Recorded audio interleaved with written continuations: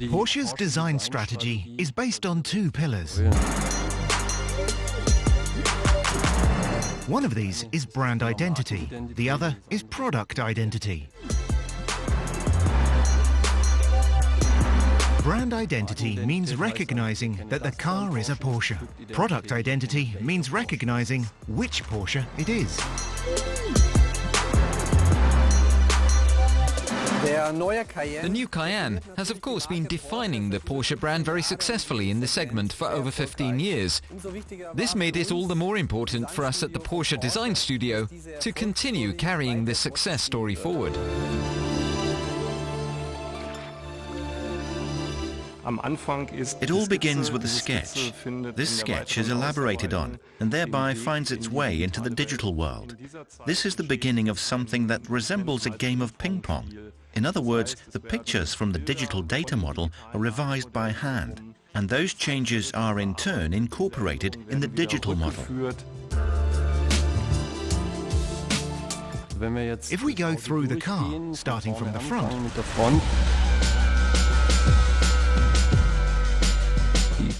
the wings have become a little more pronounced when viewed from the front, also as regards the shape of the headlights. Looking inside the headlight unit, you see that it is maximally modeled in 3 dimensions. The large air inlet vents, which are typical of a Porsche, are of course there for technical reasons, but they're also upgraded by very beautiful fine details such as these fins, which are functional too, of course. The previous model already had a very dynamic roofline, in my opinion. But we've done some more work specifically on this line, as well as on the outline of the side window. We now have a markedly flatter roofline, which makes the vehicle sportier. We have also designed a very beautiful dynamic outline for the side windows, making it look even more like a sports car. I always say the 3 most important aspects of automotive design are 1. The proportions, 2. The proportions, and 3. The proportions. The relative size of the wheels compared with the body is extremely important, of course. When it comes to the fine-tuning, this includes the design of the rims, which can be made to look a bit bigger. Looking from the rear, we have Porsche's typical brand identity. The cockpit is drawn inwards. We have these shoulders. We have the ribbon with the rear lights, which is part of the brand identity. The story behind this is simply that we introduced the ribbon to the sports car as a new element, and this design element was then consecrated and became part of the Porsche brand identity.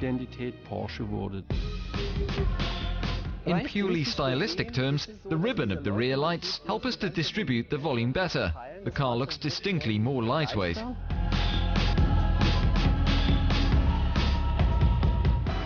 We adopt exactly the same procedure for the interior as we do for the exterior. Brand identity and product identity. Here again, it was an important step to move forward into the modern age. That is to say, we now have a large center screen.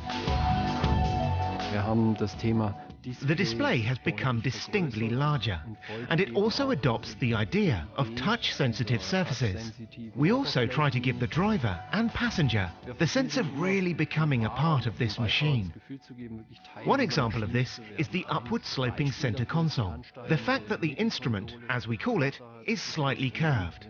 That's one of the themes that keep repeating throughout all our model ranges.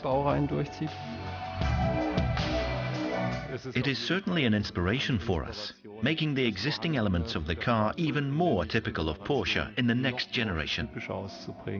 And we've tried to make things much cleaner, to tidy things up, to produce a calmer interior in which you can concentrate, well, first of all on the road, of course, but also on the beautiful materials, the gracefulness.